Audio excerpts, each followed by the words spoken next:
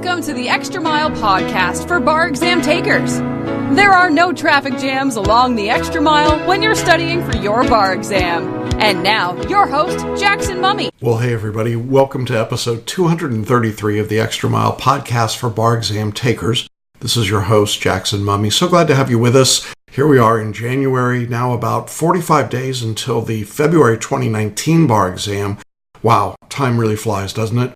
And I know that for many of you taking that exam in February 2019, it feels like the exam is just around the corner. I want to assure you that 45 days is still a very long time, and you will experience that. But studying every day for 45 days, it's a really, really long time. So hang in there, and you'll get through it. Well, we're really glad to have you with us today. If this is your first time on the podcast, glad to have you here. We offer our podcasts in a couple of different formats. You can view them on video by going to celebrationbarreview.com/233 for this episode. That's the episode number.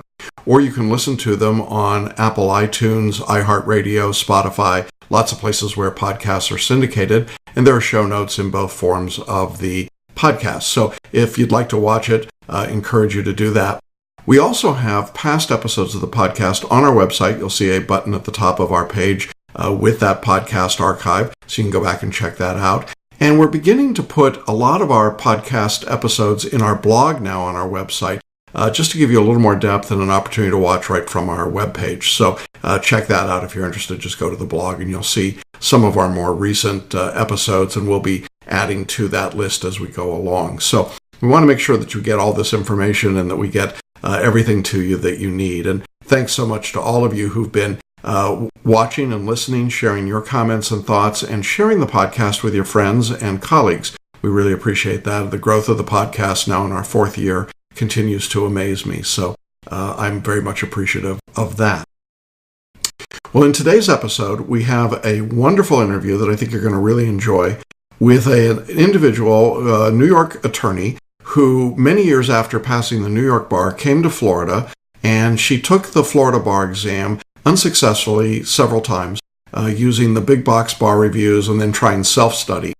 She came to us in 2018 to sit for the exam, and she used our basic coaching course along with PhotoReading and Paraliminals, and lo and behold, she passed on her first try with us, and she raised her Florida score by over 20 points. And she did all this while she was working and raising 3 children along with her husband, and had a full life and a busy life. So it's really quite a story, and I hope you'll enjoy the interview that we've got coming up with Diane. I think you're going to really be inspired by her success and her story. She's got a lot of great insights and tips to share with you. Now, before we get into the interview with Diane Claxton, I want to let all of you know that we do have a special free training session coming up on Thursday, January 24th at 7 p.m. Eastern Time. The title of the training is Do Something Different. Make the next bar exam your last bar exam. And in this training, we'll be looking at the case studies of people like Diane who've done something different in order to pass the bar in a variety of different jurisdictions across the country. I think you're going to find it really helpful. We look at 4 basic steps that successful students follow. We'll break it all down for you, show you step by step what you have to do. The training is completely free, but you do need to register in advance, and you can do that here on the show notes for the video podcast or the audio podcast, or by going to our website at celebrationbarreview.com/webinar. Now again, the live training is on Thursday, January 24th, 7 p.m. Eastern. That would be 4 o'clock Pacific time. And at the end of that training, I'll be doing a Q&A, which is always fun. Great to get questions from folks in the call, and just answer any questions you've got about the bar exam. But we also recognize that Thursday night, 7 p.m. may not work for everybody. So you'll also see a button there for a daily on-demand version of the same material. Everything is the same except there's no Q&A at the end. So an opportunity for you to get a hold of the same material. I think it's incredibly helpful and powerful to go through this. I think you'll be inspired by the case studies that we share, and I think you'll be wiser for the information that we share with you about the steps that you need to take to do something different and make the next bar exam your last bar exam. So I hope you'll join us for that. Make sure you register. Seats are limited. All right. Well, let's go ahead and jump into our interview that we've got today. As I said, Diane Claxton's story is a wonderful tale of somebody that was just about ready to give up, and as you'll hear her talk about in her own words, And then she decided to do something different, and it made all the difference in the world for her. So let's check out this interview with a successful Florida bar taker. Well, hey, everybody. Welcome to Hanging Out with Successful Bar Exam Takers. And we've got a fun opportunity today to talk to a successful Florida 2018 bar taker, Diane Claxton. Hey, Diane, how are you? Hi. This is fun to do, huh? Yes, very fun. Did you ever imagine when you were studying that you'd get the chance to do this interview? I hoped I would actually. Yeah. I did think about it because I said, well, hopefully I'll be on the other side of this and this traumatic experience and come out on the other side successful and be able to be on one of the podcasts, really. Yeah, so it's cool. Yeah, that's great. So I'm glad that we can make that happen. And I know that our audience is going to be excited to hear your story. You've got an interesting story because you were and are a member of the New York Bar, and then you sat for Florida and you had some challenges there, and then you overcame those. And so we're going to talk a little bit about what that journey has been like. But why don't you start by telling us a little bit about your background, how you ended up being in a position to sit for the Florida bar exam? Okay. Well, I went to law school in New York and passed the bar, worked in New York for a few years. And then my mom moved to Florida, and I came here on vacation to visit her a couple of times. And she kept telling me, why don't you move to Florida? Why don't you move to Florida? So I looked into taking the bar. I took Barbary while I was in New York, didn't pass. And then I moved here and I took Barbary here again, didn't pass. So I've taken the bar a couple of times, and I even used Kaplan at one point, and I wasn't able to pass. And I said, everybody would say to me, well, you passed New York, and New York is hard. It's harder than Florida. It's one of the hardest bars. Florida should be easy for you. But it wasn't easy for me. And I don't know if it's because I found a lot of differences in just, for example, New York, we use a lot of federal rules of evidence. Florida has their own rules of evidence. And there are a lot of what you mentioned, you call them Yankee go home questions on the Florida bar. So there are a lot of questions that are very specific to Florida. And if you didn't go to law school here, and you're coming from out of state and you take a 6-week big bar review class, you're not going to know those very specific questions. You know, like with the Florida essay, where they had that 1-hour Florida Constitution essay. 6 weeks does not prepare you because they only really do the Florida Constitution for like 2 days on those big bar classes, and it's just not enough. So I was kind of it's a lot to absorb, isn't it? A lot of different.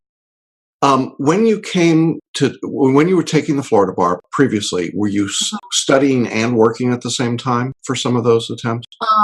Well, no, not when I took Barbary. And then the other times, the last time I took it, I purchased some books for Kaplan.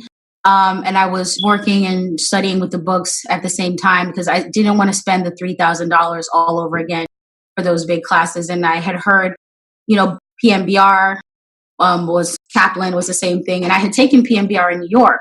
So I said, I'll be able to get this. And I still had problems. And every time I took the bar, what the funny thing is, I would pass the MBE portion, and I wouldn't pass the Florida portion. And then it wouldn't even out to what I needed to.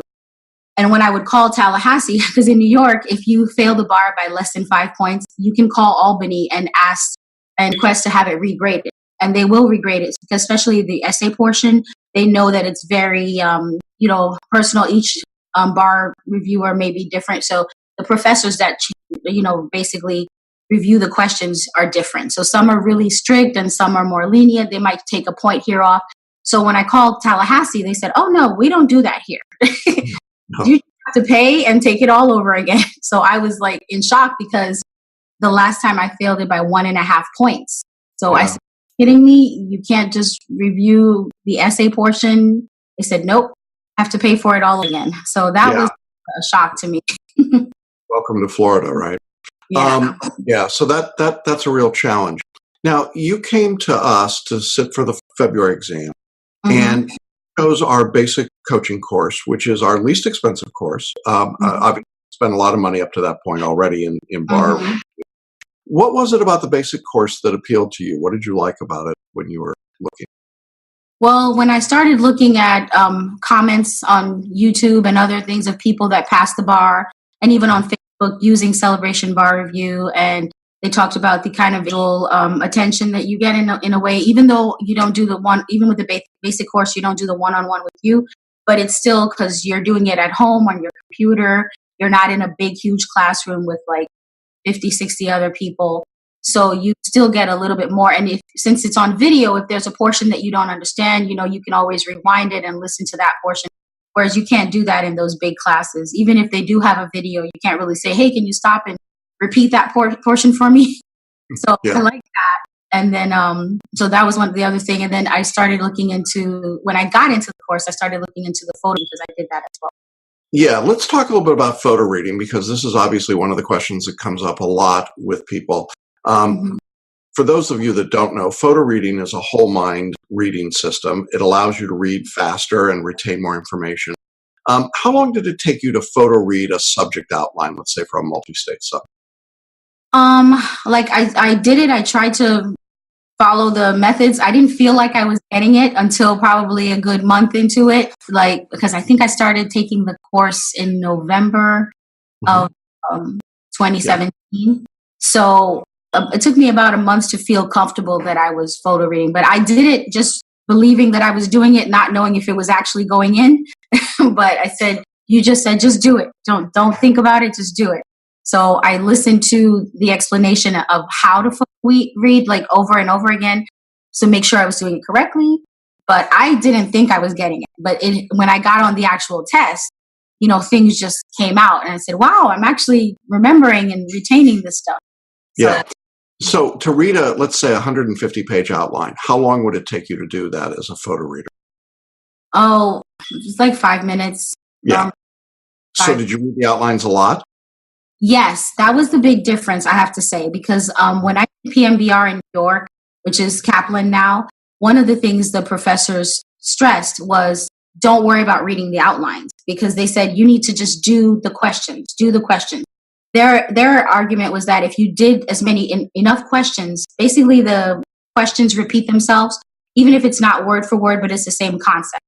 So if you're doing a question about criminal, something with criminal justice or whatever, it'll probably be wordedly, but it'll be the same issue that you need to learn. So when I passed New York, the time that I took it, basically that helped me because I hated reading the outline. It was so boring to me. I'd fall asleep halfway through. So I just started doing questions. And by doing the questions, you notice a pattern and they ask the same issues over and over again. And then what you do, the questions that you kept getting wrong, you might go back to the outline and read that portion, but you weren't forced to read the whole outline. And then also, when you reading the answer to the questions that you got wrong, that made you think about it. Okay, I keep getting this question wrong. I better make sure I get it this time. So that was the method that I kind of used in Florida. And that's good for the MBE, but you can't use that on the Florida portion. It just doesn't work because their multiple choice questions are just, I don't know where they get them from. And like I said, they try to take these obscure parts of the Florida law that they know a lot of people from New York or up north don't know.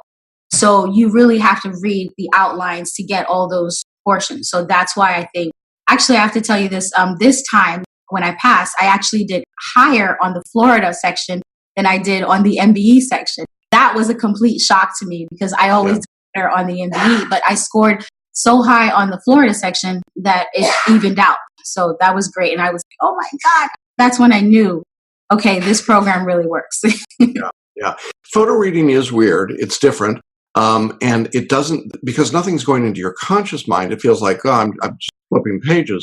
And then as you start to work with it, you begin to realize you know answers. You don't know why you know them. You just know them. Exactly. So would you recommend photo reading to someone? Oh, yes, definitely. I believe it's worth it. It's an extra $250 if you're doing the basic class, but it's totally worth it because especially if you're like me, where you don't like reading the outlines and you find them boring. So that helped me because I was able to read the outlines every night before I went to sleep. I would read the outlines, or even in the morning before I attacked the questions, I would read the outlines quickly and just try to make sure they're going in my brain in some way, shape, or form. But, it came out on the test, so I know that it works. That's very cool. Well, good. I think photo reading is a game changer, and it's always exciting to hear people talk about it. And also the journey of, it doesn't work. It doesn't work. Oh my gosh, it's working. Yeah. So Yeah. Like that the first month. yeah. So now you studied in our basic course, starting about November for the February exam. Yes. How many hours a week would you say you were studying during that period of time? Well, at that point, I wasn't working, so I pretty much would study between 4 hours a day, minimum, to maybe 6 hours a day, because I would go to the library. My local community college has a library, so I would go there, or sometimes just go to Dunkin' Nuts and put my headphones on and study over there for a few hours while my kids are in school, because I have kids, and then I would go pick them up at 3. So Yeah. I would say between that 9, 10 o'clock to 3. I Yeah. was studying in. Let me ask about your kids. How old are they? Well, my youngest is 10, and then my middle is 16, and my oldest one, I actually was pregnant with him when I was in law school in New York. He's 21. So That's right. I remember telling me that story. Yeah. Pregnant, and and I graduated in 3 years and everything. So that's impressive. Now. So what did the kids think about mom going back and taking the bar exam? Did they have a reaction to that? Oh yeah, they wanted me to do it, because at one point I had gotten so depressed with just failing the Florida bar that I decided I'm just going to work as a paralegal, because in Florida they won't recognize the New York bar. So every time I would apply for a job, they would just hire me as a paralegal, knowing that I'm an attorney, but then they want to pay you as a paralegal and have you do attorney work. And then my last job was actually one of the reasons why I just said, no more, because I had an attorney that was kind of a really crappy boss, and he wasn't really good to his paralegals. Really did the work, and the paralegals were doing all the work. And I just felt like, I don't want to deal with being a paralegal anymore. I'm going to go take the bar one more time, just one more time. And I said, well, this time I'm going to do Celebration Bar, because I've heard so many things about it, read so many things about it. And then it kept popping up on my, Google, because I had searched it before, so it would pop up. So I said, okay, I'm going to do it this time. And then the price range I felt like wasn't so bad compared to the other classes that are usually $3,000. So if you're paying, you used a 12-month installment plan, right? So it was yes, I did. Yeah. So because I didn't have the 3,000 or even the 1,000 at the time. But when I saw that you had installment plans, that was kind of a game changer for me. That made me decide, okay, I'm really doing it. Yeah, and the reason that we do that, obviously, is that we want to make the course accessible to people, and certainly want to make the bar accessible. So I would imagine your kids, particularly your two older ones, were well aware of the stress of the exam and how hard that is. Did they help out around the house? Were they aware of? They didn't help out. They just kind of left me alone a little bit more. Okay, so that was a help, right? Yeah, because normally they're like, mom, like there's like that joke on I saw on Facebook where the kids are like, mom, where's mom? And then finally they say dad, and he says, what? He says, where's mom? So that's kind of my situation. It's always mom. Always. So because they knew I was studying, they kind of left me alone a little bit more, and maybe bothered dad a little bit more. So that way of helping out, not just leaving me enough time to study, not bothering me. Or if they saw that I was studying and I had the laptop open and they saw your face, they were like, okay, don't bother her, she's studying. Let's go bother somebody else in the house. Yeah, there you go. Well, so what was it like going back to Tampa to take the exam in February? You've been through the exam before. Now you've studied differently. You've studied for a prolonged period of time, pretty consistently. You've added photo reading. Did you go to the exam sort of feeling like I'm just doing the same old thing again, or did it feel like, well, I prepared differently and I should have a different result this time?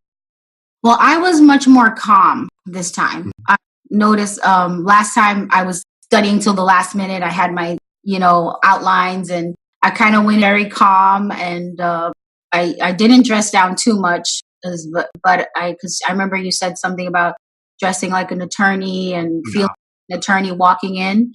So usually I would go with like bummy jeans and sneakers. So I wore maybe slacks, and I still comfortable enough that I could sit for the test, and I was just more calm and not killing myself. And I did go a little bit with my laptop to just do some photo reading a little bit before the test, but it wasn't like I was stressing that much. I just said, okay, I'm going to do a quick photo reading of this. Or if anything I felt like I needed to review a little more, I did the photo reading. But as I said, you at first you're not sure if it's going in, and then on the test, especially the essay portion, I have to say your method for writing essays helped a lot because how they use the IRAC method and you use something totally different. That was really helpful for me because a lot of times with the IRAC, you start with issue, rule, et cetera, et cetera. And if you're reading through it, sometimes you don't always catch the issues. But since you use a different method and your method, I was able to just start writing the facts. And then I said, okay, the issue started coming to me. And then I was writing everything. I said, wow, even as I'm writing, issues are popping up to me as you're explaining the facts. So I thought that was one of the reasons why I actually did better on the Florida portion this time than the MBE. Yeah. Do you remember how many points you raised your score in Florida? Yeah, probably on the Florida portion, I probably raised it like a good 20 points on the Florida. Wow. Yeah. Okay. Well, yeah, give yourself a pat on the back for that. That's not easy to do. That's not, that's no small amount. Mm-hmm.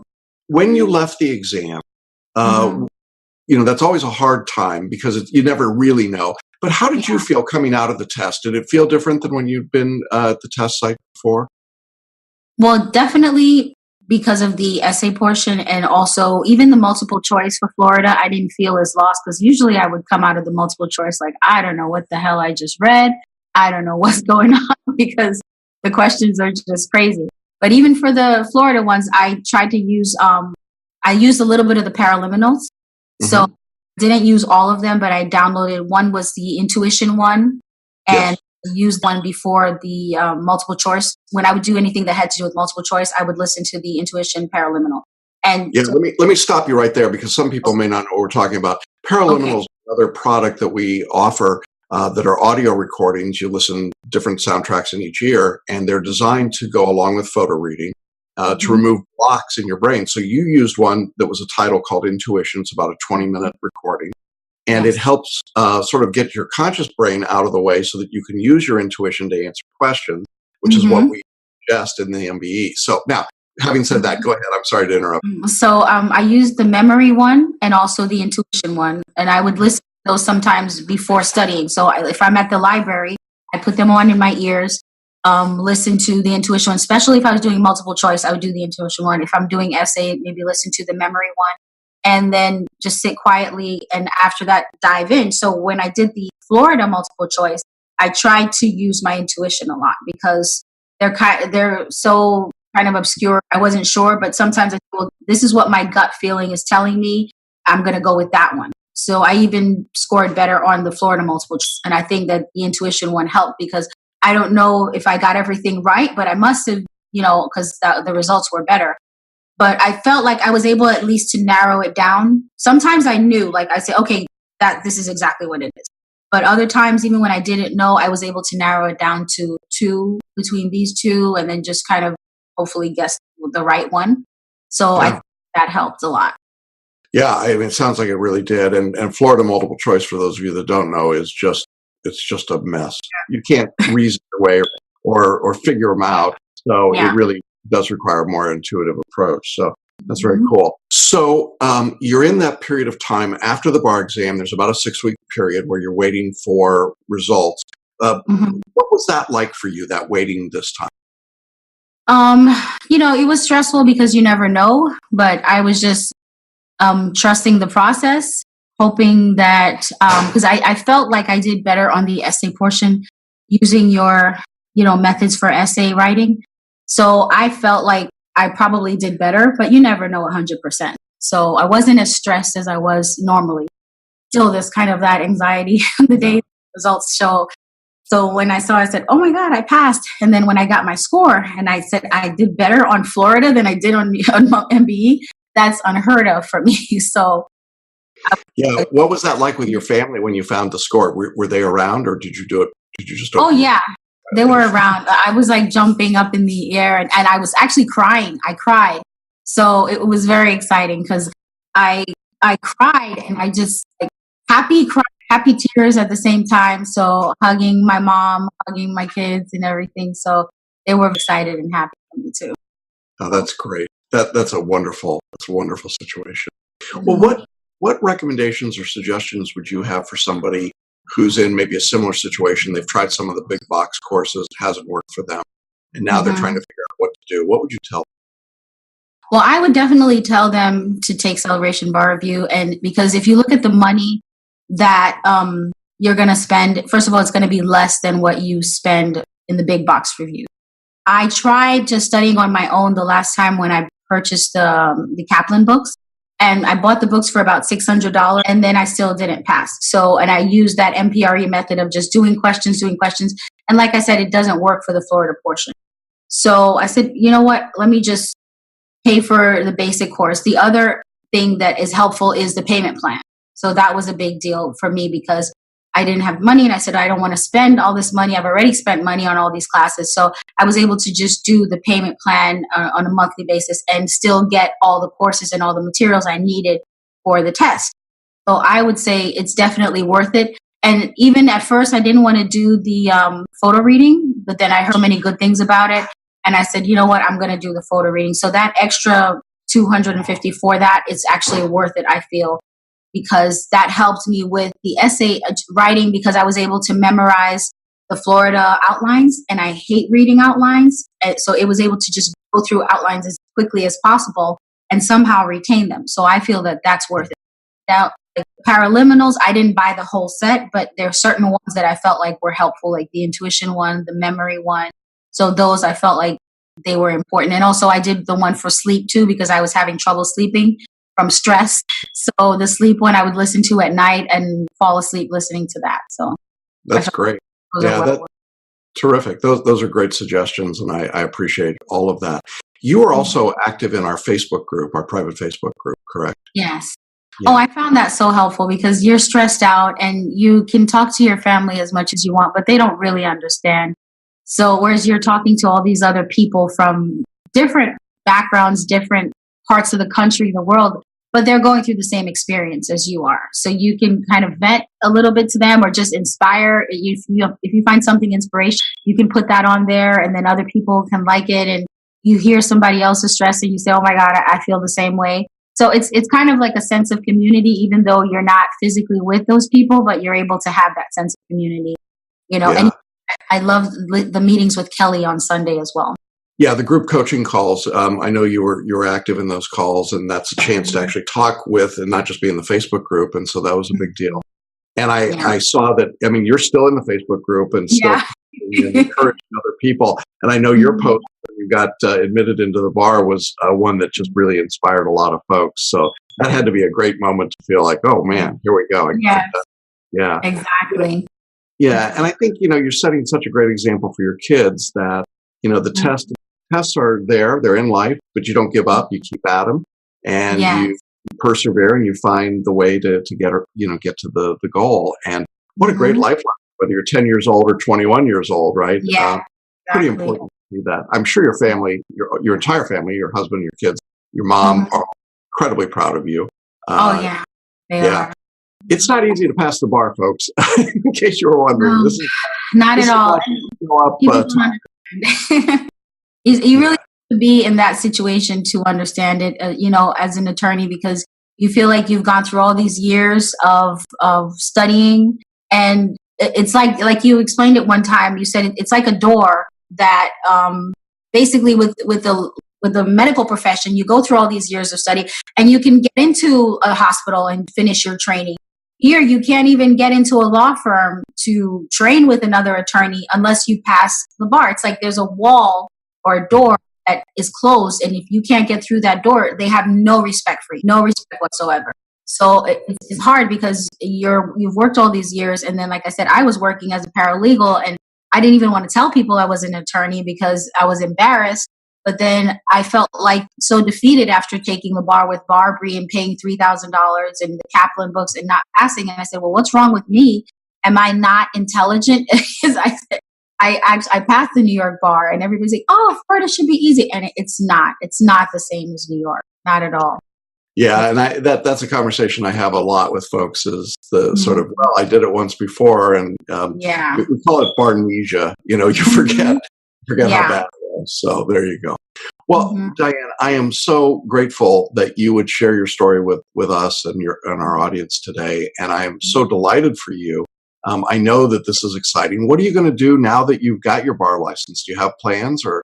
Yes, I just got a job actually this week with a law firm in Orlando, and they do a little bit of everything: family, criminal, immigration, Social Security.